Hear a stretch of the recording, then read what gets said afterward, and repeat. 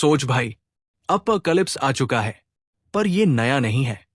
ये वो फेज भी नहीं है जहां सब चिल्लाते हैं, भागते हैं या पैनिक होता है। वो टाइम कब का गुजर चुका है। अब डिस्ट्रक्शन रोज का काम बन चुका है। लाशें हर जगह पड़ी है। खून देखकर कोई शॉक नहीं होता। और सबसे स्कैरी बात, किसी को ये वर्ल्ड केओटिक भी नहीं लगता। यही तो एवरीडे लाइफ है, नॉर्मल, ऑर्डिनरी। और इसी वर्ल्ड में एक बंदा चलता है। नाम या फेस से ज्यादा इंपॉर्टेंट है उसका काम, पोस्टमैन। हाँ भाई, जब दुनिया खत्म हो चुकी है, जब लोग एक दूसरे को मार रहे हैं सिर्फ सर्वाइव करने के लिए, तब भी ये बंदा लेटर्स डिलीवर कर रहा है। सवाल यही से शुरू होते हैं, लेटर्स किसके लिए? ये कोई हीरो स्टोरी नहीं लगती। ना कोई वर्ल्ड सेव करूंगा डायलॉग, ना कोई फ्लैशी पावर। बस एक आदमी और एक डेड वर्ल्ड। पर धीरे धीरे तू सोचने लगता है, क्या ये बंदा सच में नॉर्मल है? हर लेटर के साथ एक कहानी, हर डिलीवरी के साथ एक याद, और हर स्टेप के साथ एक डेंजर। ये स्टोरी चिल्लाती नहीं, ये विस्पर करती है। और वही चीज दिमाग में बैठ जाती है। जब सब कुछ खत्म हो जाए तो इंसान होने का मतलब क्या बचता है? अगर तुझे साइलेंट अपोकलिप्स, डीप वाइब्स और लो की क्यूरियोसिटी वाली स्टोरीज पसंद है, तो the postman who walks the apocalypse तुझे धीरे धीरे पकड़ लेगा और छोड़ने का मन नहीं करेगा। कहानी आगे बढ़ती है एक सबवे स्टेशन पर, जहां एक ट्रेन आने वाली होती है। कार के दरवाजे जल्दी से बंद हो जाते हैं और गाड़ी चलना शुरू हो जाती है। अंदर एक यंग मैन दरवाजे की तरफ देखते हुए सोचता है कि वो अगले स्टॉप पर उतरेगा। तभी उसे अपनी फैमिली दिखाई देती है, जो उसे बुलाकर अपने पास बैठने को कहती है। अपनी डिलीवरीज पूरी करने के बाद वो काफी समय बाद फाइनली अपने रिलेटिव्स से मिलता है। सब बैठकर पुरानी यादों को याद करते हैं और एक फनी स्टोरी के बारे में बात करते हैं। लेकिन जैसे ही प्रोटैगनिस्ट अपने फादर का जिक्र सुनता है, उसका एक्सप्रेशन सीरियस हो जाता है। तभी पता चलता है कि ये सब सिर्फ उसकी इमेजिनेशन थी और असल में वो पूरे समय अकेला ही था। अचानक एक छोटा सा लड़का उसके पास से भागते हुए गुजरता है और अपनी मॉम को बुलाता है। औरत उसे डांटते हुए कहती है, पब्लिक जगह पर भागना नहीं चाहिए। हमारा कैरेक्टर बस चुपचाप ये सीन देखता रहता है, गहरी सोच में डूबा हुआ। ट्रेन अपना सफर जारी रखती है और एक डार्क टनल में एंटर करती है। यंग मैन वही बैठा रहता है, बिल्कुल अकेला, खाली कार के अंदर। लेकिन सच ये है कि वह किसी रील सबवे में था ही नहीं। वो सिर्फ अपने घर में बैठकर ये इमेजिन कर रहा था कि सबवे में सफर करना कैसा होता होगा।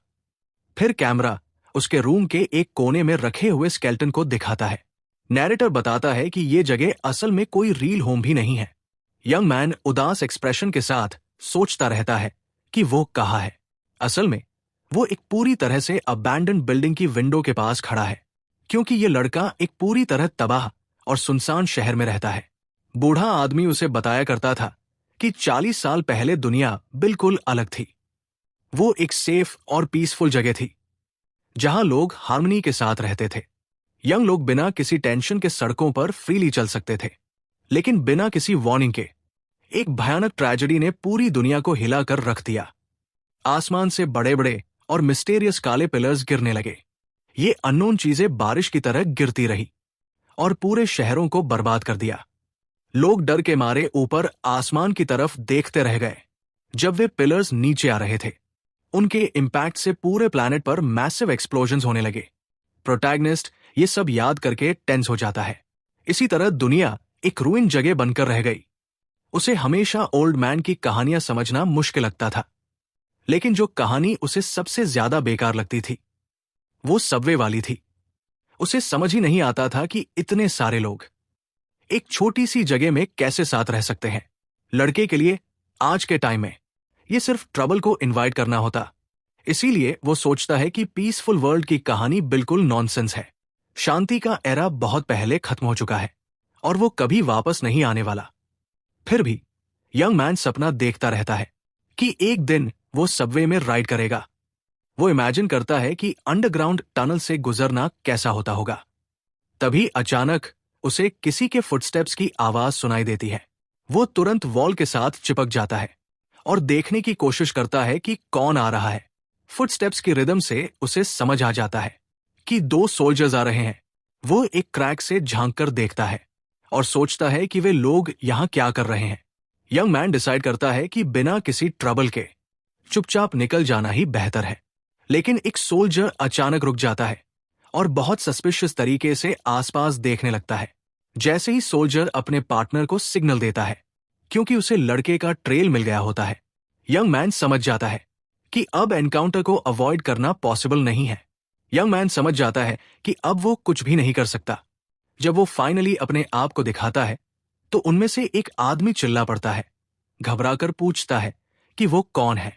दूसरा सोल्जर अपने दोस्त को शांत रहने को कहता है और यंग मैन के कपड़ों पर ध्यान देता है। वे देखते हैं कि वो सिर्फ एक मेलमैन है और प्रोटैगनिस्ट उनकी इतनी ज्यादा आवाज पर शिकायत करता है। फिर एक सोल्जर उससे उसका मिशन पूछता है और यंग मैन कहता है कि वो एक वार्निंग डिलीवर कर रहा है। हमारा कैरेक्टर दोनों आदमियों को ध्यान से देखता रहता है, सिचुएशन एनालाइज करने के लिए। उसे नोटिस होता है कि सिर्फ 2 ही बचे हैं, मतलब वे किसी बहुत बुरी लड़ाई से गुजर चुके होंगे। इसके बाद प्रोटैगनिस्ट उनके पास जाता है और पूछता है कि क्या उन्हें भूख लगी है। सोल्जर इस ऑफर से काफी सरप्राइज हो जाता है और पूछता है कि क्या उसके पास सच में खाना है। लड़का मुस्कुराता है और पूछता है कि ट्रेड के लिए उनके पास क्या वैल्यूएबल चीज है। जल्दी से आदमी बैंडेजेस, हाइजीन सप्लाईज और एंटीबायोटिक्स तक ऑफर कर देता है। फिर सोल्जर मेलमैन से पूछता है कि खाने के बदले वो क्या चाहता है। यंग मैन बिना हेजिटेशन के जवाब देता है कि उसे उनकी एम्यूनिशन चाहिए। सोल्जर पूरी तरह शॉक हो जाता है और समझ नहीं पाता, पूछता है कि उसने क्या कहा। कॉन्फिडेंट स्माइल के साथ यंग मैन फिर से कहता है कि उसे उनकी एम्यूनिशन ही चाहिए। सोल्जर बोलता है कि एमो एक स्पेसिफिक कैलिबर का है, तो यंग मैन कहता है कि यह पर्सनल यूज के लिए नहीं है। वो एक्सप्लेन करता है कि मेलमैन ज्यादा वेट कैरी नहीं कर सकते, इसलिए बुलेट्स हल्की और वैल्यूएबल होती है। आदमी एंटीबायोटिक्स के बदले ट्रेड का सजेशन देता है, लेकिन प्रोटैगनिस्ट जिद करता है कि वो सिर्फ एम्यूनिशन ही लेगा। लेकिन दूसरा सोल्जर डील से मना कर देता है, क्योंकि उन्हें भी अपनी चीजों को बचाकर रखना है। मुस्कुराते हुए यंग मैन कहता है कि कोई बात नहीं और एक नया प्रपोजल बनाने लगता है। वो ऑफर करता है कि सिर्फ एक बुलेट के बदले अपना सारा खाना और पानी दे देगा। यंग मैन ऑफर कंफर्म करता है और डेस्परेट सोल्जर लाइटर ऑफर कर देता है। आदमी कहता है कि लाइटर नया है, लेकिन लड़का सवाल करता है कि एक बुलेट देना इतना मुश्किल क्यों लग रहा है। इसी मोमेंट पर प्रोटैगनिस्ट चुप हो जाता है और दोनों को बहुत शक भरी नजरों से देखता है। वो सोल्जर्स के सामने घुटने टेक देता है और चेहरे पर हल्की सी स्माइल के साथ एक पॉसिबिलिटी के बारे में सोचता है। धीरे धीरे यंग मैन उनकी पूरी सिचुएशन समझ लेता है। उसकी आंखों से साफ दिख रहा होता है कि उसने दोनों का सीक्रेट पकड़ लिया है। फिर यंग मैन सीधा पूछता है कि क्या उनके पास सच में कोई रील एम्यूनिशन भी है। गुस्से में सोल्जर अपनी गन उसकी तरफ पॉइंट करता है और धमकी देता है कि दिखा देगा अगर मैगजीन खाली हुई। मेलमैन हाथ ऊपर उठाकर उन्हें शांत रहने को कहता है, लेकिन आदमी उसे चुप रहने को बोलता है। मास्क पहने सोल्जर कहता है कि वे वापस जाने वाले ही नहीं हैं और उसे यूजलेस बोलता है। यंग मैन उस बात पर ध्यान देता है जहां सोल्जर ने कहा था कि वे कभी वापस नहीं जाएंगे। तब उसे रियलाइज होता है कि ये दोनों सर्वाइवर्स नहीं, बल्कि आर्मी डेजर्टर्स हैं। प्रोवोकिंग स्माइल के साथ प्रोटैगनिस्ट उन्हें बेकार और बेवकूफ बैंडिट्स कह देता है। गुस्से से भरा मास्क्ड सोल्जर यंग मैन पर झपटता है और चिल्लाते हुए अटैक करता है। यंग मैन कहता है कि इस एटीट्यूड से वो बस उसकी बात ही प्रूव कर रहा है। वो अपनी थ्योरी कंफर्म करता है कि उनके पास एक भी बुलेट नहीं बची है और सोल्जर को एक जोर का किक मारता है। ब्लो इतना पावरफुल होता है कि आदमी का मास्क टूट जाता है और उसकी सांस अटक जाती है। ये देखकर दूसरा डेजर्टर पीछे से नाइफ के साथ प्रोटैगनिस्ट पर अटैक कर देता है। ब्लेड तेजी से हवा को काटती हुई मेलमैन की गर्दन की तरफ बढ़ती है, लेकिन यंग मैन बॉडी को झुकाकर अटैक डॉज कर लेता है और कहता है कि वो उसकी गर्दन पर एम कर रहा था। सोल्जर पूरी तरह शॉक हो जाता है कि उसका सरप्राइज अटैक फेल हो गया। प्रोटैगनिस्ट फिर वार्न करता है कि सोल्जर के मूवमेंट्स बहुत आसानी से प्रेडिक्ट हो जाते हैं। लड़का एक पावरफुल किक मारता है जो आदमी को सीधा गिरते हुए जमीन पर दे देता है। सोल्जर यकीन नहीं कर पाता कि एक सिंपल मेलमैन ने ये कर दिखाया। यंग मैन शिकायत करता है कि वे लोग उसे बार बार मेलमैन कहकर नीचा दिखा रहे हैं। इतने में डेजर्टर फिर से अटैक करने की कोशिश करता है, लेकिन यंग मैन अपनी बाजू से उसे ब्लॉक कर लेता है। सोल्जर बिल्कुल स्पीचलेस रह जाता है। अपनी ब्लेड को इतनी आसानी से रुकता देखकर प्रोटैगनिस्ट कहता है कि यह प्योर डिस्क्रिमिनेशन है और काउंटर अटैक के लिए रेडी हो जाता है। बिना वक्त गवाए वो सोल्जर के चेहरे पर एक बहुत जोर का पंच मारता है। इम्पैक्ट इतना ज्यादा होता है कि आदमी पिलर से टकराकर बेहोश हो जाता है। जमीन पर पड़े पड़े सोल्जर लड़के की बाजू पर कुछ नोटिस करता है और शॉक्ड हो जाता है। फटी हुई स्लीव के अंदर एक ऑफिसर का शील्ड दिख रहा होता है और वो सोचता है कि उसे ये कैसे मिला।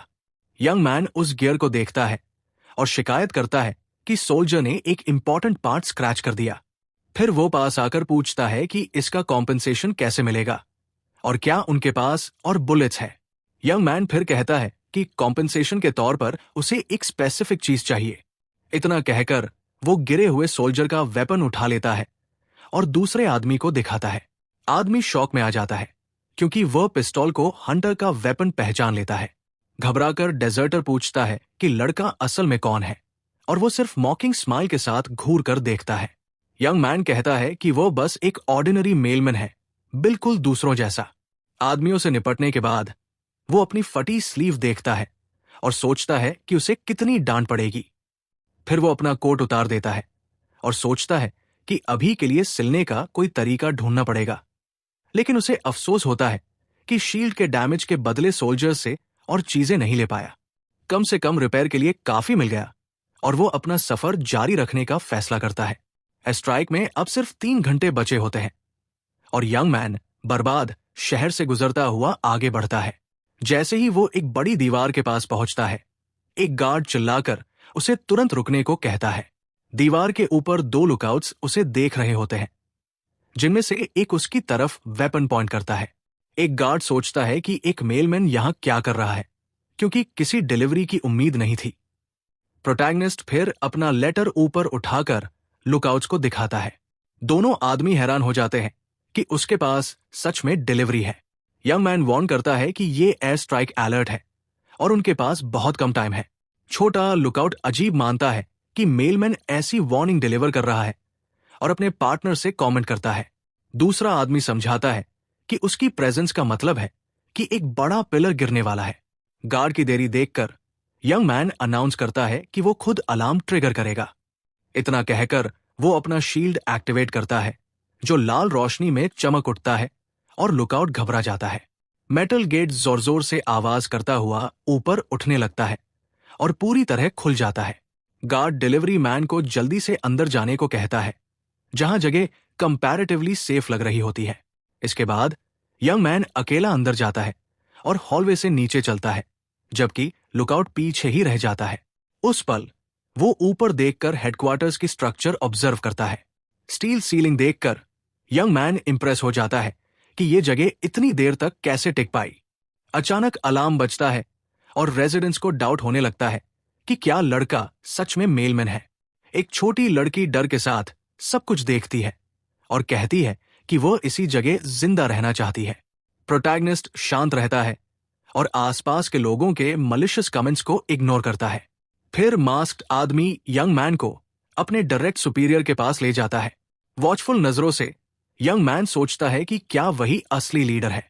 उसके सामने एक बहुत स्ट्रांग और मस्कुलर आदमी खड़ा होता है, जिसका एक्सप्रेशन काफी सीरियस होता है। मेलमैन जानता है कि नए सेटलमेंट में जाते वक्त कुछ स्पेसिफिक लॉज फॉलो करने पड़ते हैं। वो सोचता है कि ऐसी आइसोलेटेड जगहों में लोग जिंदा रहने के लिए अपने बिलीफ्स बना लेते हैं। उसे याद आता है कि मेन रूल ये है कि चीफ से पहले कुछ नहीं बोलना। कैप्टन हाथ का जेस्चर करता है और बिल्कुल अलग एटीट्यूड के साथ पास आता है।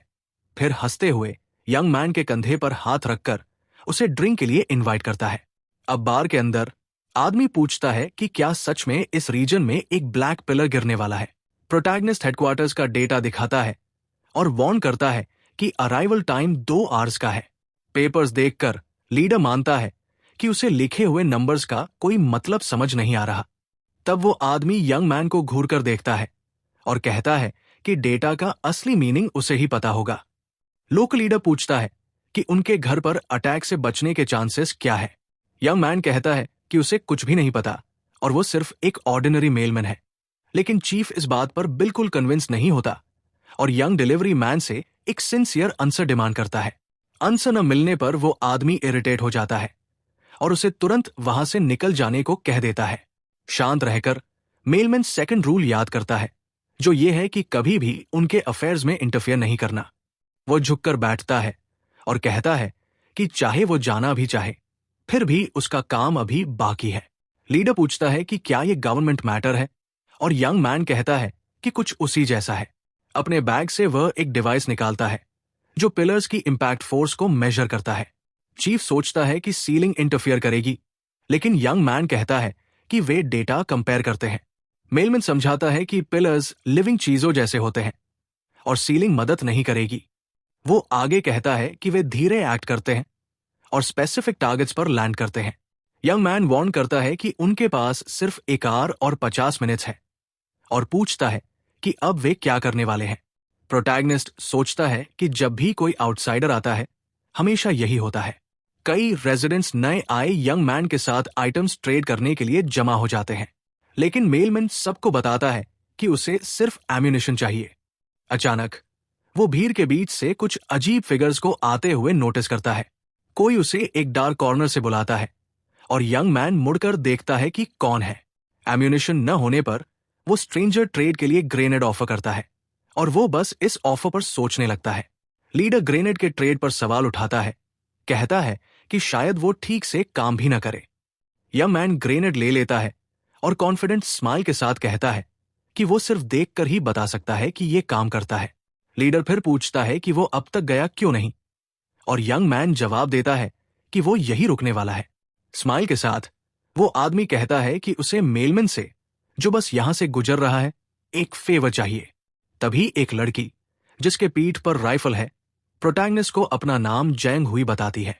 वो पूछती है कि क्या वो हेडक्वार्टर्स वापस जा रहा है, लेकिन यंग मैन उसकी बात काटकर उसके सिर पर हाथ रख देता है। बहुत इरिटेटेड एक्सप्रेशन के साथ मेलमैन पूछता है कि इस सब का मतलब क्या है। चीफ एक्सप्लेन करता है कि यंग वुमन के पास एक डिलीवरी है और वो उसके साथ जाना चाहती है क्योंकि ये सब के लिए सस्ता पड़ेगा। यंग मैन फिर पूछता है कि हेडक्वार्टर्स जाने की क्या जरूरत है जब वो चीज यही डिलीवर कर सकती है। वो उसे निकल जाने को कहता है, लेकिन लड़की कहती है कि वो उसकी शैडो बनेगी, जबकि वो उसकी एबिलिटी पर डाउट करता है। अपनी बात प्रूव करने के लिए लड़की फ्लैशलाइट ऑन करती है और जमीन पर उसकी शैडो दिखाती है। अनॉड होकर यंग मैन बैटरी वेस्ट होने की कंप्लेंट करता है और तुरंत उसका प्रपोजल रिजेक्ट कर देता है। लेकिन लड़की एम्यूनिशन का एक मैगजीन ऑफर करती है और यंग मैन पूरी तरह शॉक्ड हो जाता है। लीडर जैंग हुई को डांटता है और पूछता है कि उसे वो एम्यूनिशन कहां से मिली। वो मेलमैन पर ट्रस्ट करने पर भी सवाल उठाता है, कहता है कि ये जगह इतनी अमीर नहीं लगती। मैगजीन लगभग फुल होती है high quality military grade ammunition से। यंग मैन कुछ पलों के लिए चुप रहता है जब वो लड़की के नए प्रपोजल को एनालाइज करता है। उसी वक्त चीफ लड़की के सिर पर हाथ रखता है और एम्यूनिशन के साथ उसे भी ऑफर कर देता है। यंग मैन कहता है कि वो सिर्फ मैसेज ले सकता है, लेकिन आदमी मुस्कुराते हुए इंसिस्ट करता है कि वो लड़की को साथ ले जाए। लीडर कहता है कि ये जगह उसका असली घर है। वो बोलता है कि वो इस जगह को प्रोटेक्ट करेगा, लेकिन जैंग हुई को इस गैम्बल का हिस्सा नहीं बनने दे सकता। प्रोटैगनिस्ट मुड़कर शेल्टर में रुकने के लीडर के डिसीजन पर सोचता है। तब यंग मैन सोचता है कि छत कभी भी दोबारा बनाई जा सकती है। फिर वो लड़की की तरफ मुड़ता है और उसे कहता है कि अब उन्हें जितनी जल्दी हो सके निकलना होगा। दोनों शहर के बीच से चलते हैं और यंग वुमन पूछती है कि क्या रूफ सच में पिलर को रोक पाएगी। मेलमैन जवाब देता है, नहीं।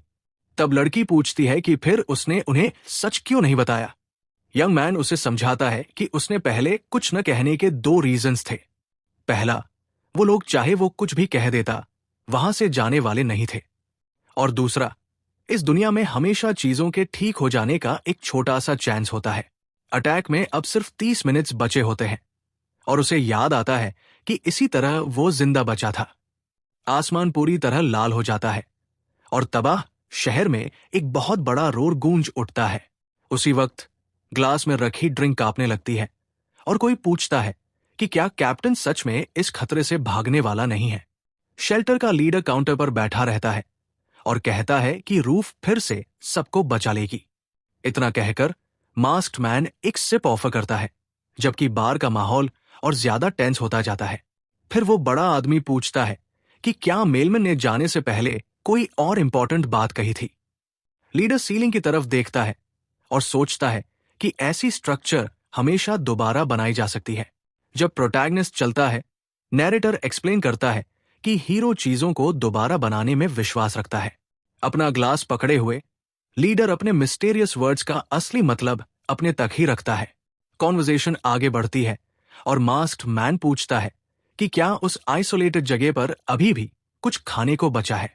हल्की सी मुस्कान के साथ कैप्टन याद करता है कि उसके पास थोड़ा सा बीफ जर्की अभी भी बचा हुआ है। सीन कट होता है जहां छोटी सी जयोंग होई खुशी खुशी खाना चबा रही होती है। जमीन पर बैठकर लड़की यंग डिलीवरी मैन को भी ऑफर करती है और उसके मैजिक बैग पर कमेंट करती है। वो पोलाइटली मना कर देता है और अपनी जैकेट एडजस्ट करते हुए उसके साथ जर्नी कंटिन्यू करने के लिए रेडी हो जाता है। एमो क्लिप एनालाइज करते हुए हीरो नोटिस करता है कि उसमें 30 बुलेट्स होने चाहिए, लेकिन एक मिसिंग है। तब यंग मैन सोचता है कि गैंग का लीडर बिना किसी अच्छे रीजन के एक राउंड नहीं लेता। अचानक लड़की उसे अपना प्रॉमिस निभाने के लिए थैंक यू कहती है और प्रोटैगनिस्ट काफी कंफ्यूज्ड हो जाता है। वो बताती है कि उसे छोड़ दिए जाने का डर था, लेकिन अब वो अपने नए कंपेनियन पर पूरी तरह ट्रस्ट करती है। अपने ठंडे डिमीनर के साथ यंग मैन कहता है कि वह किसी को प्रोटेक्ट नहीं कर रहा और वो उसके पीछे इसलिए चल रही है क्योंकि वो खुद चाहती है। फिर भी छोटी लड़की इंसिस्ट करती है कि वो उससे मिली सारी मदद के लिए प्रॉपर्ली थैंक यू कहना चाहती है। आखिर में लड़की एक बड़ी सी स्माइल देती है और मेलमैन की तरफ एक फनी जेस्चर करते हुए जोर से कहती है, थैंक यू। मुस्कुराते हुए प्रोटैगनिस्ट पूछता है कि उसकी फिंगर्स के उस जेस्चर का असली मतलब क्या है। वो एक्सप्लेन करती है कि उसकी सेटलमेंट में इसका मतलब ग्रैटिट्यूड होता है और यंग मैन सांस छोड़ते हुए उसे ध्यान देने को कहता है। लड़की अपना नाम क्योंकि बताती है, लेकिन डिलीवरी मैन उसे इग्नोर करके फिर से किड बुलाता है। वो कहता है कि जेस्चर्स जगह जगह बदल जाते हैं और अब उसे बाहर की दुनिया के रूल्स फॉलो करने होंगे। इतना कहकर यंग मैन उसका हाथ पकड़ता है ताकि उसे दिखा सके कि आगे से थैंक यू बोलने का सही तरीका क्या है। फिर यंग मैन थम्स अप का साइन दिखाता है, लेकिन लड़की बस घूरती रहती है, नया जेस्चर समझ नहीं पाती। अचानक उसका एक्सप्रेशन प्योर शॉक में बदल जाता है और वो बिल्कुल जमसी जाती है। मेलमैन फिर कहता है कि अब टाइम आ गया है और दोनों शहर के रूइंस के बीच खड़े रहते हैं। उसी पल आसमान में बिजली के साथ एक बहुत ही भयानक जाइगेंटिक फ्लैश दिखाई देता है। जल्दी से हीरो उसे कहता है कि अपने कान ढक लो क्योंकि इम्पैक्ट की आवाज बहुत तेज होगी। नैरेटर एक्सप्लेन करता है कि आसमान में एक खामोश गुस्सा भरा हुआ था जो उन पर टूट पड़ने के लिए तैयार था। ब्लैक पिलर्स कीलों की तरह जमीन की तरफ गिर रहे थे और लड़की डर के साथ पूछती है कि ये क्या चीजें हैं। पुराने युग के खत्म होने के बाद से कई दशक बीत चुके हैं। इन ऑब्जेक्ट्स की वजह से लगता है जैसे इनकी अपनी इंटेलिजेंस हो और ये सिर्फ इंपॉर्टेंट फैसिलिटीज को ही डिस्ट्रॉय करते हैं। इसी वजह से सिर्फ हेडक्वार्टर्स और जियो फ्रंट, एक अंडरग्राउंड बेस ही सेफ जगह हैं। प्रोटैगनिस्ट सीरियस एक्सप्रेशन के साथ आसमान की तरफ देखता है और वार्न करता है कि अटैक आ रहा है। आसमान में एक बहुत तेज रोशनी दिखाई देती है जो जमीन की तरफ और तेज होती जा रही है। एक बहुत बड़ा ब्लैक पिलर आसमान से उनकी तरफ बेइंतहा स्पीड से गिर रहा होता है। हराइजन की तरफ देखने पर शहर भर में और भी कई ऑब्जेक्ट्स गिरते हुए नजर आते हैं। जब एक पिलर उनके पास जमीन से टकराता है तो रोशनी और डेब्री का एक जोरदार एक्सप्लोजन होता है। नैरेटर एक्सप्लेन करता है कि बच्ची की सेटलमेंट उस एयर स्ट्राइक में बहुत बदकिस्मत थी। एक जाइगेंटिक पिलर का सामना करते हुए हीरो कमेंट करता है कि हर अटैक में इतनी बड़ी चीज नहीं गिरती। फिर प्रोटैगनिस्ट रिवील करता है कि उसका ऑब्जेक्टिव मेजरिंग डिवाइस को रिकवर करना था जो अब खो चुका है, लेकिन जमीन पर हर जगह डेब्री बिखरा होने की वजह से इक्विपमेंट रिकवर करना नामुमकिन है। इसके साथ ही उसका काम वहां खत्म हो जाता है। इसलिए वो लड़की को बताता है कि अब वे हेडक्वार्टर्स जा रहे हैं। अचानक यंग मैन नोटिस करता है कि वो पीछे रह गई है और पूछता है कि वो बस वहां खड़ी क्या कर रही है। जवाब दिए बिना लड़की सिर्फ डस्ट और स्मोक से बचने के लिए गैस मास्क पहन लेती है। फिर वो उसे चलने के लिए बुलाता है और लड़की चुपचाप हाँ कहकर हीरो के पीछे चलने लगती है। सीन में एक पूरी तरह से तबाह हो चुका ब्रिज दिखाया जाता है, जो शहर की बर्बादी का लेवल दिखाता है। खाली सड़कों पर चलते हुए दोनों की परछाइयां रोड के क्रैक्ड एस्फाल्ट पर पड़ती है। चुपचाप चलते हुए छोटी कुंगी के चेहरे से आंसू बहने लगते हैं। वो सिर झुकाए चलती रहती है, अपने घर के खो जाने से पूरी तरह टूट चुकी होती है। भारी हुई आवाज में लड़की मेलमैन को आवाज देती है। यंग मैन रुकता है, मुड़ता है और उसकी बात सुनने का इंतजार करता है। यंग मैन कहता है कि ब्लैक पिलर्स एक डिजास्टर है, लेकिन उनमें एक अच्छी बात भी है। लड़की हैरानी से ऊपर देखती है और वो आगे कहता है कि ये चीज सिर्फ बाद में होती है। वो समझाता है कि अटैक के बाद आसमान इतना साफ हो जाता है कि तारे और ज्यादा चमकने लगते हैं। इतना सुनते ही वो ऊपर देखती है और एक बहुत ही डरावना और खूबसूरत नाइट स्काई देखती है। लड़की कमेंट करती है कि फिर सब कुछ बुरा नहीं होता। यंग मैन उलझन भरी नजर से उसकी तरफ देखता है और पूछता है कि क्या वो अब उसे कंफर्ट करने की कोशिश कर रही है। फिर हीरो खड़ा होता है और कहता है कि उसे रोना पसंद नहीं है, क्योंकि ये जर्नी के लिए एनर्जी का वेस्ट है। लड़की मुस्कुराती है और उसकी बात सुनकर काफी बेहतर महसूस करती है। वो पूछती है कि वह ये जॉब क्यों करता है। यंग मैन कहता है जिंदा रहने के लिए, लेकिन वो ड्रीम्स के बारे में पूछती रहती है। फिर वो पूछता है कि उसकी डिलीवरी इतनी इंपॉर्टेंट क्यों है। लड़की पॉइंट आउट करती है कि उसने अपनी कहानी अभी तक नहीं बताई। डिलीवरी मैन उसे अनोइंग कहता है, लेकिन मान जाता है और कहता है कि वो उसे कुछ स्पेशल दिखाएगा। फिर वो एक छोटा सा ट्रेन शेप्ड कीचेन निकालता है और लड़की पूछती है ये क्या है। यंग मैन समझाता है कि ये सबवे है, एक ऐसी डिवाइस जो पुराने जमाने में बहुत सारे लोगों को ट्रांसपोर्ट करती थी। लड़की सोचती है कि ये चीज खाने के लिए बिल्कुल परफेक्ट साइज की है और वो उसे बताता है कि ये बस एक मिनिएचर है। ड्रीमी स्माइल के साथ प्रोटैगनिस्ट उससे कहता है कि बस इमेजिन करो कि असली वाली कैसी होती होगी। वो डिस्क्राइब करता है एक ट्रेन जो अंडरग्राउंड टनल्स के थ्रू हाई स्पीड पर हंड्रेड्स ऑफ लोगों को ले जाती थी। मेलमैन कॉन्फेस करता है कि ये ओल्ड एरा का एक रेलिक है और उसका सपना है कि वो कभी रील सबवे राइड करे। लड़की हंसकर कहती है कि वो दिखने से ज्यादा इनोसेंट है, जो हीरो को इरिटेट कर देता है। फिर वो टॉपिक चेंज करता है और पूछता है कि वो कितनी देर तक उसे छुपाने वाली है, जिससे लड़की कंफ्यूज हो जाती है। यंग मैन रिवील करता है कि उसे एमो क्लिप के बारे में पता है और सीधे पूछता है कि क्या उसने उसे छुपा रखा है। वो कहता है कि वो उसकी एम्यूनिशन नहीं लेगा, लेकिन बदले में एक फेवर चाहिए। फिर वो उसे सच बोलने के लिए प्रेशर करता है और लड़की कॉन्फेस करती है कि उसने मिसिंग राउंड खा लिया था। शॉक होकर यंग मैन पूछता है कि क्या वो पागल हो गई है। लड़की माफी मांगती है और कहती है कि उसने सारा मीट खा लिया था। वो कंप्लेन करता है कि बच्चे कुछ भी खा लेते हैं, लेकिन उसे अपनी कुछ बुरी आदतें सुधारनी होंगी। फिर प्रोटैगनिस्ट उसे किड कहकर बुलाता है और उसका हाथ पकड़कर एक इंपॉर्टेंट बात कहना चाहता है। वो कहता है कि अगली बार जब भूख लगे तो बस पूछ लेना, क्योंकि वो अपना खाना शेयर कर सकता है। इस काइंड जेस्चर से सरप्राइज्ड होकर लड़की उसे देखती है और उसे उसके टाइटल से बुलाती है, मेलमैन।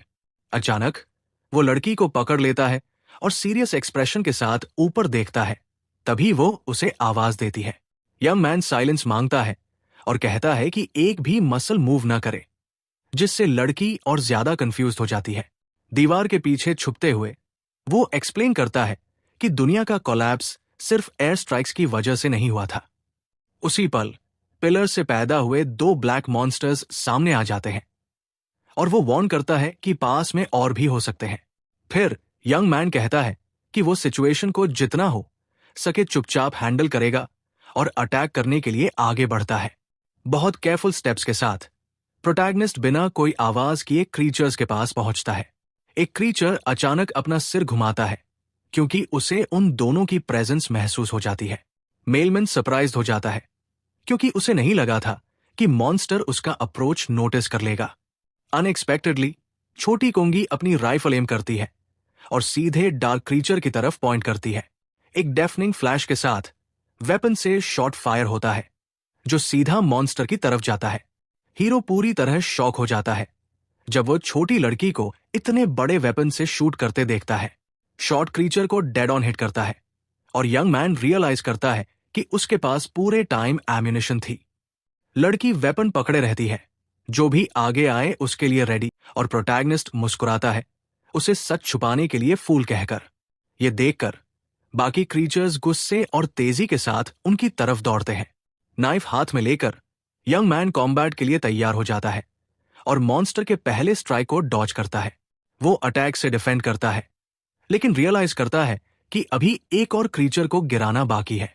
उसी मोमेंट आखिरी दानव सीधा लड़की के सामने आ जाता है, जो बिल्कुल निरोधहीन होती है। प्राणी अपना हाथ तेज और नुकीले पंजों के साथ उठाता है, छोटी सी बच्ची पर वार करने की तैयारी में। एक फुर्तीली चाल में डाकिया दानव के ऊपर से कूदता है ताकि ऊपर से उस पर हमला कर सके। आखिरी सेकंड में नायक चौंक जाता है जब उसे एहसास होता है कि लड़ाई में कुछ बहुत गलत हो गया है। प्राणी लड़की को सीधा मारता है, एक बहुत ही निर्दयी और तेज वार के साथ उसे जमीन पर गिरा देता है। हमले का प्रभाव लड़की को काफी दूर उछाल देता है और वो सड़क के खुरदरे असफाल्ट पर जोर से गिरती है। उसके हाथ घायल हो जाते हैं। युवा व्यक्ति निराशा में उस बच्ची का नाम चिल्लाता है। वो उसे संभालता है और डांटता है कि वो वही क्यों नहीं रुकी, लेकिन लड़की कहती है कि उसके पास केवल एक चाकू था। युवा व्यक्ति पूछता है कि उसने गोलियां क्यों छुपाई, और वो समझाती है कि कप्तान ने उसे जीवित रहना सिखाया था। घायल होने के बाद भी वो कहती है कि केवल चाकू के साथ लड़ना उसके लिए अद्भुत था, लेकिन वो उसे और कुछ बोलने से रोक देती है। अचानक युवा व्यक्ति की आंखें एक तीव्र और रहस्यमय नीला प्रकाश करने लगती है। दृढ़ निश्चयी चेहरे के साथ वो अपना हाथ लड़की के घाव के ऊपर बढ़ाता है, उसे बचाने की कोशिश करते हुए। स्क्रीन दिखाती है कि अब उसकी जीवन रोजगार की संभावना केवल 0.9% रह गई है। युवा व्यक्ति सोचता है कि दवा के साथ भी उसके मौके बहुत कम हैं और बंदूक की आवाज दुश्मनों को आकर्षित करेगी। फ्रस्ट्रेशन में वो जोर से गाली देता है और सोचता है कि ऐसा मूर्ख संख्या वैसे भी क्या मायने रखती है। उदास चेहरे के साथ छोटी कौंगी कहती है कि उसे पहले से पता है कि उसके लिए कोई आशा नहीं है। वो कहती है कि अपनी किस्मत से बचना नामुमकिन है, लेकिन अपने नए दोस्त से एक आखिरी उपकार मांगती है। कांपते हुए हाथों से लड़की उसे एक दाग लगा हुआ पत्र देती है और कहती है कि वो इसे रजिस्टर कर सकता है। डाकिया आश्चर्यचकित हो जाता है जब लड़की पूछती है कि क्या वो उसका पत्र स्वीकार करेगा। लिफाफे से पता चलता है कि भेजने वाला कोनी पार्क है, जो एक दूर के प्रदेश से है। प्राप्तकर्ता सुमे है, लेकिन युवा व्यक्ति महसूस करता है कि असली गंतव्य वो जगह नहीं है। छोटी लड़की उससे विनती करती है कि वो डिलीवरी जरूर करे, क्योंकि ये ऐसी चीज है जिसके लिए अपनी जान जोखिम में डालना भी सार्थक है। उसी पल युवा व्यक्ति इमारतों की तरफ देखता है और महसूस करता है कि शोर की वजह से अन्य समूह पहले ही पहुंच चुके हैं। युवा व्यक्ति को ध्यान से देखते हुए लड़की पूछती है कि क्या उसके पास अभी भी वो विशेष वस्तु है जो उसे अंतिम बस्ती में व्यापार के दौरान मिली थी। अपनी लड़ाई से गंदी हो चुकी छोटी लड़की मुस्कुराती है और कहती है कि वो वस्तु को पत्र पहुंचाने के लिए एडवांस पेमेंट मान ले। इस बीच अंधेरे प्राणी धीरे धीरे आसपास से पास आते हैं और दोनों जीवित बचे लोगों के लिए माहौल और भी हैवी हो जाता है। जमीन पर लेटे हुए बच्ची डिलीवरी मैन को आखिरी बार बुलाती है और अपनी बची हुई ताकत से अपना फाइनल प्लान क्रियान्वित करने की कोशिश करती है। उसी समय 4 काले राक्षस ऊपर से दृश्य को देख रहे होते हैं। उनकी आंखें ग्लो कर रही होती हैं और वे भूखे लग रहे होते हैं। एक ग्रेनेड कसकर पकड़कर लड़की कहती है कि वो दुश्मनों का ध्यान भटकाएगी और नायक से प्रॉमिस मांगती है कि वो डिलीवरी मिशन पूरा करेगा। बड़े मुश्किल से अपना हाथ उठाकर वो विस्फोटक यंत्र इस्तेमाल करने की तैयारी करती है, जबकि युवा पुरुष केवल देख रहा होता है, रिएक्ट नहीं कर पाता। अंधेरी गली में मौन छा जाता है और छोटी लड़की युवा पुरुष से कहती है कि जल्दी से जल्दी जाए और अपनी जान बचाए। एक बहुत गंभीर दृष्टि के साथ वो कहती है कि वो उस पर भरोसा कर रही है कि वो महत्वपूर्ण पत्र सही गंतव्य तक पहुंचाएगा। एक आखिरी ग्रेटफुल मुस्कान के साथ लड़की उससे सबके लिए धन्यवाद कहती है और केवल उसके रक्षक को अलविदा बोलती है इस क्रूर तबाह हुए संसार में। नायक पूरी तरह पंगु हो जाता है देखकर कि उस बच्ची की आंखों में दृढ़ संकल्प है, जो अपनी जान सैक्रिफाइस कर रही है उसकी जान बचाने के लिए। धीरे धीरे विस्फोटक का पिन खींचा जाता है और मेटालिक साउंड गूंजती है, जैसे अंधेरा चेतावनी दे रहा हो कि अब उसकी लाइन का अंत हो गया। तीव्र प्रकाश देखकर जानवर लाइट के केंद्र की ओर छलांग लगाते हैं, सोचकर कि अंततः उन्हें इजी प्रे मिल गया। एक डेफनिंग फ्लैश के साथ शहर के मलबे इल्यूमिनेट होते हैं, जैसे एक्सप्लोजन हो गया हो, और आसपास की सब चीजें खत्म हो जाती हैं। उसी पल केवल एशेस और कुछ बिखरी हुई आग बची होती है, जहां दोनों मित्रों के जीवित रहने के लिए संघर्ष हुआ था।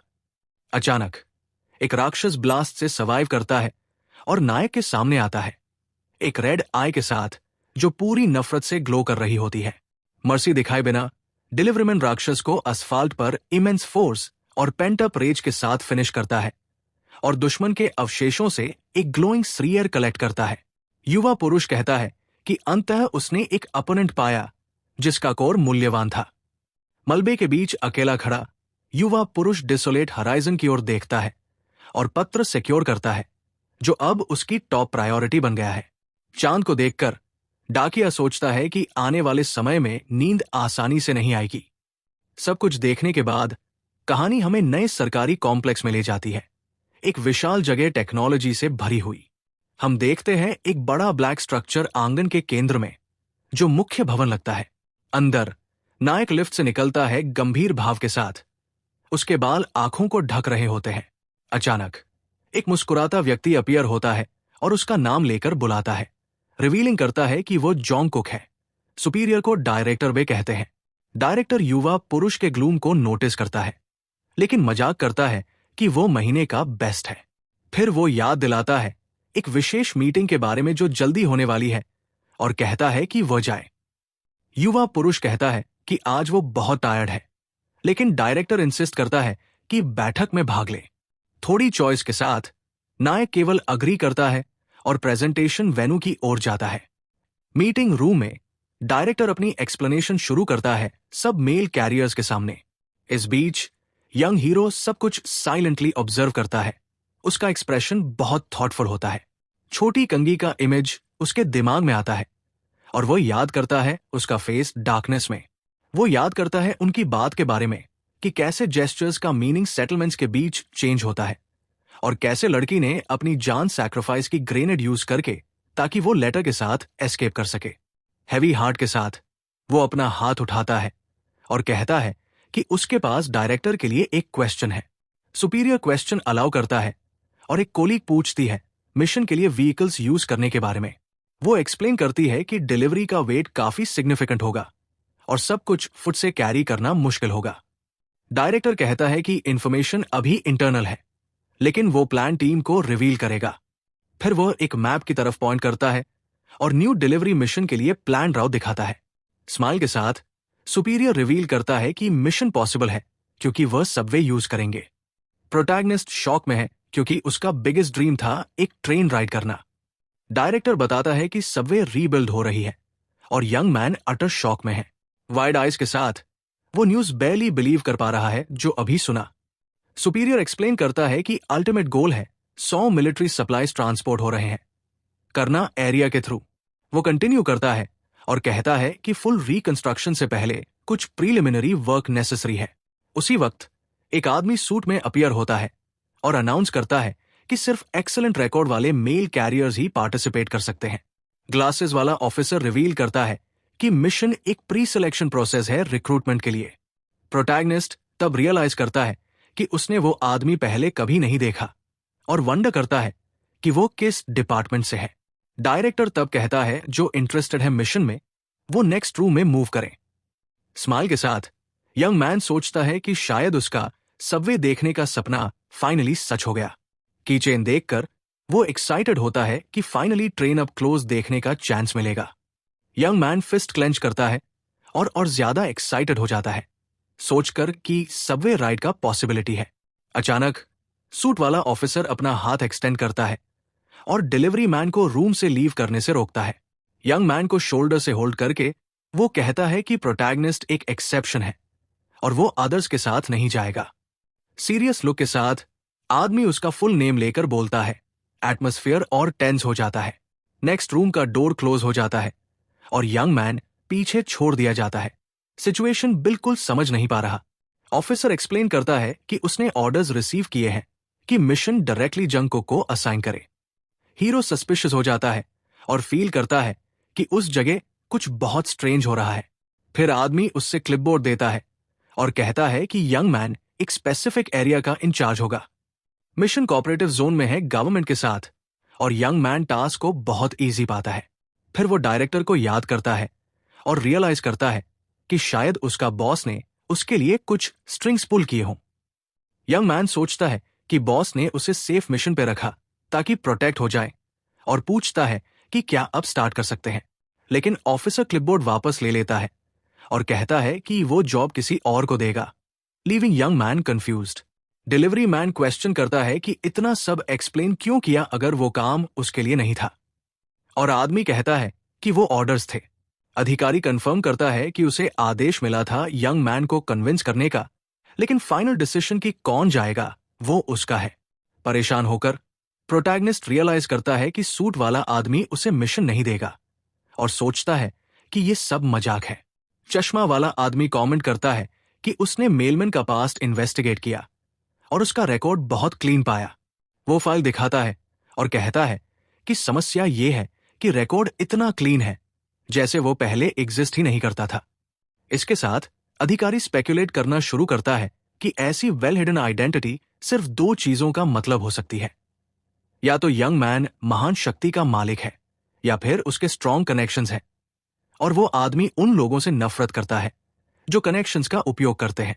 यंग मैन गुस्सा हो जाता है और पूछता है कि क्या ये डायरेक्ट एक्यूजेशन है उसके खिलाफ, लेकिन अधिकारी डिनाई करता है। आदमी कहता है कि वो बस इंट्रोड्यूस कर रहा है और एक्सप्लेन कर रहा है कि उसे वे लोग पसंद नहीं जो बिहाइंड द सीन्स काम करते हैं। फिर अधिकारी एडमिट करता है कि यंग मैन का मिशन रिकॉर्ड इंप्रेसिव है और आसानी से कंप्लीट हुआ है। उसके चश्मे में चमक होती है और वो कहता है कि ये रिकंस्ट्रक्शन काम सिर्फ बेस्ट लोग ही कर सकते हैं। रेड ऑरा के साथ हीरो क्वेश्चन करता है कि क्या वो उसकी एबिलिटीज पर भरोसा नहीं करता क्योंकि मिशंस इजी दिए जा रहे हैं। सूट वाला आदमी अपनी सस्पिशन कंफर्म करता है और पॉकेट से कुछ निकालता है। वो रेडियो निकालता है और प्रेटेंड करता है कि इंपॉर्टेंट कॉल कर रहा है। कहता है कि अस्यूम करता है यंग मैन सिचुएशन समझ गया होगा। अधिकारी फिर वॉक अवे करता है और कहता है कि स्पेशल लेटर के लिए मैक्सिमम डिलीवरी फी पे करेगा। रेडियो पर वो अरेंज करता है कि मेल सीधे कैरियर को अगले दिन हैंडओवर किया जाए। फ्यूरियस लुक के साथ प्रोटैगनिस्ट प्रोवोकेशन समझ जाता है और अधिकारी को चैलेंज करने के लिए तैयार होता है। वो टेबल पर हाथ स्लैम करता है और पूछता है कि क्या इम्पॉसिबल है कि वो एक्सप्रेस डिलीवरी करके अपनी वर्थ प्रूव करे। डायरेक्टर के ऑफिस में वो एक्सप्लेन करता है कि वो बस कॉन्फिडेंट डिलीवरी करना चाहता है और बॉस वार्न करता है उसे डेंजर्स के बारे में। सुपीरियर फाइंड करता है रिक्वेस्ट स्ट्रेंज और कमेंट करता है कि यह पहली बार है कि यंग मेलमैन ने डायरेक्टली ऐसी बात मांगी। कॉन्फिडेंट स्माइल के साथ यंग मैन कहता है कि वो क्लोजर जाना चाहता है और डायरेक्टर कहता है कि ध्यान रखो, डिस्ट्रैक्ट न हो। डिटरमिन्ड हीरो सोचता है कि वो अपनी स्किल्स अधिकारी को दिखाएगा और सबवे के और करीब जाएगा। अचानक लिटिल क्यूंगी की मेमोरी और उसकी फेलियर टू सेव अस याद आती है माइंड में। उसका फेस हॉन्ट करता है और वह याद करता है लड़की के लास्ट वर्ड्स सैक्रिफाइस से पहले। प्रोटैगनिस्ट फिर कोल्ड स्वेट में बेड पर उठता है। अपेरेंटली अच्छी नींद नहीं आई। बेड पर बैठकर रिफ्लेक्ट करता है कि जैसे एक्सपेक्ट था वो पेनफुल मेमोरी अभी भी उसे परेशान करेगी। अगले दिन डिलीवरीमैन चश्मा वाले अधिकारी से मिलता है और बहुत ब्लंट और डायरेक्ट तरीके से ग्रीट करता है। वो रेड लेटर की तरफ पॉइंट करता है जो आदमी के हाथ में है और पूछता है कि क्या ये आइटम एक्सप्रेस डिलीवरी के लिए है। सूट वाला आदमी कहता है कि उसे छोड़ दो, लेकिन यंग मैन रिटॉर्ट करता है कि वो भी बिजी है। फिर यंग मैन रिवील करता है कि उसका काम है लेटर डिलीवर करना, जिससे चश्मा वाला अधिकारी शॉक हो जाता है। आदमी कहता है कि उसने डिलीवरीमैन का नाम चेक किया, लेकिन हीरो एक्सप्लेन करता है कि वो बस लास्ट मिनट सब्स्टिट्यूट है। फिर वह एक ऑथराइजेशन डॉक्यूमेंट हैंड ओवर करता है और अधिकारी को टीज करता है उनके प्रोसीजर्स फॉलो करने के ऑब्सेशन के लिए। एक स्मर के साथ वो पूछता है कि क्या डिलीवरी 2 दिन की डेडलाइन से पहले कंप्लीट करना उसे स्किलफुल बनाएगा। चश्मा वाला आदमी चुप रहता है, पेपर पकड़े रहता है और एग्जैक्टली नहीं जानता कि मेलमैन को क्या कहना है। फिर वो यंग मैन के रियल रीजन के बारे में क्वेश्चन करता है और पूछता है क्या ये प्राइड का मामला है। लेकिन प्रोटैगनिस्ट सिंपली रिप्लाई करता है कि उसे नहीं पता वो क्या कहना चाहता है और ये बस उसका काम है। इम्पेशेंटली यंग मैन अपना हाथ एक्सटेंड करता है और अधिकारी से कहता है लेटर दे दो ताकि वो मिशन स्टार्ट कर सके। जाते समय डिलीवरी मैन सुनता है कि सूट वाला आदमी उसका नाम कॉल करता है और रुक कर सुनता है कि क्या कहना है। अधिकारी कहता है कि अगर वो डिलीवरी 2 दिन में कंप्लीट करे और अनहार्म्ड वापस आए तो वो उसे एक्नॉलेज करेगा। लेकिन वह अपनी ग्लासेस एडजस्ट करता है और आइडिया छोड़ देता है, सिर्फ ये पूछता है कि वह दोबारा अलाइव मिले। यंग मैन फिर मिशन के लिए निकलता है और लेटर का सेंडर खुद अधिकारी है जिसका नाम योंगान है। एनवलोप पकड़ते हुए प्रोटैगनिस्ट को सेंडर का नाम अनयूजुअल लगता है, लेकिन वो किसी और चीज पर फोकस करता है। वो शॉक होता है देखकर कि स्टेशनरी पूरी डेकोरेटेड है रैबिट्स और कैरेट से। पीछे देखकर मेलमैन वंडर करता है कि क्या सूट वाला आदमी ने सच में ये लिखा। यंग मैन को पूरी सिचुएशन बिजार लगती है और हार्डली इमेजिन कर सकता है कि ये एक्चुअली हो रहा है। फिर वो क्यूट लेटर कोंगी के मेल और कोर के पास रख देता है जो उसने ऑब्टेन किया था। मॉन्स्टर की मेमोरी जो पैक लीड कर रहा था वापस आती है और वो याद करता है कि क्रीचर के पास कौन था। हीरो याद करता है कि ये वैल्यूबल आइटम सिर्फ लड़की के सैक्रिफाइस की वजह से मिला। ग्लोइंग स्रीयर पकड़ते हुए वो सोचता है कि इस ऑब्जेक्ट के साथ क्या करे। फिर यंग मैन डिसाइड करता है कि डिलीवरी कंटिन्यू करने से पहले कहीं रुकना जरूरी है। नैरेटर एक्सप्लेन करता है कि स्काई में साइलेंट फ्यूरी थी जो दुनिया पर गिर रही थी। ब्लैक पिलर्स ने अर्थ स्ट्राइक किया, डार्कनेस फैल गई और डीमन फ्लेम्स की तरह फैल गया। और डेस्परेशन के बीच स्काई ने एक लास्ट गिफ्ट दिया। ये गिफ्ट था कोर, जो या तो स्पार्क सैल्वेशन हो सकता था या एक नई कर्ज। प्रोटैगनिस्ट रिफ्लेक्ट करता है कि उसे नहीं पता ये आइटम का रियल मीनिंग क्या है। फिर वो एक जगह एंटर करता है और सोचता है कि फाइनली उसके हाथ में रेयर कोर है।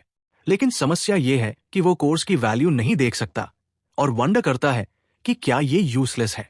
अचानक एक ओल्ड वुमन कहती है कि ऑब्वियसली ये बैड कोर है और पूछती है कि वह इसे क्यों अप्रेजल के लिए लाया। डिलीवरमैन कहता है कि उसने आइटम सिर्फ प्रिकॉशन के लिए लाया, लेकिन ओल्ड मैन क्वेश्चन करता है कि एक सिंपल मेलमैन के पास इतना वैल्यूबल चीज कैसे आया। हीरो फिर कहता है कि वो अप्रेजल फी प्रॉपर्ली पे करेगा और मन से कहता है कि एक बार श्रीयर एग्जामिन करे। अनॉड अप्रेजर ऑब्जेक्ट को टेरिबल क्वालिटी की चीज से कंपेयर करता है और यंग मैन को बिना देखे ही लीव करने के लिए बोलता है। उस मोमेंट पर यंग मैन रिफ्लेक्ट करता है कि वह इस प्रोफेशनल के साथ सालों से डील कर रहा है, फिर भी अब आदमी उसकी प्रेजेंस को रिकॉग्नाइज नहीं करता। नैरेटर रिग्रेट के साथ एक्सप्लेन करता है कि 70 साल की एज में डिमेंशिया एल्डरली मैन को स्ट्राइक कर चुकी थी। उसके लॉन्ग टर्म मेमोरीज एरेज हो रहे थे। एक नोइंग लुक के साथ प्रोटैगनिस्ट डिसाइड करता है कि वो एक पुरानी टैक्टिक यूज करेगा और अप्रेजर की सपोज्ड बेटी के बारे में बात करना शुरू करता है। अचानक ओल्ड मैन का इंटरेस्ट जागता है और वो कंसर्न के साथ पूछता है कि क्या उसकी प्यारी बेटी को कुछ हुआ। यंग मैन फिर झूठ बोलता है, कहता है कि उसने एक पीस ऑफ मेल उस यंग वुमन को डिलीवर किया और पूछता है कि क्या आदमी ने ये इंपॉर्टेंट फेवर ऑलरेडी भूल गया है। जेंटल स्माइल के साथ डिलीवरी मैन बना लेता है कि डिलीवरी सक्सेसफुल थी और बेटी ने अपना स्पेशल थैंक्स भेजा है। न्यूज सुनकर ओल्ड मैन ग्रम्बल्स करता है कि ये सिली है, लेकिन उसका एक्सप्रेशन रिवील करता है कि वो बहुत टच हुआ। इमोशन से ओवरवेल्म्ड आदमी डिसाइड करता है कि आज का अप्रेजल फ्री होगा और अपना हाथ एक्सटेंड करके मिस्टीरियस कोर टेबल से लेने लगता है। डिस्पाइट ऑफर, हीरो कुछ एम्यूनिशन पेमेंट के लिए देता है क्योंकि फ्री सर्विस एक्सेप्ट करने में गिल्टी फील करता है।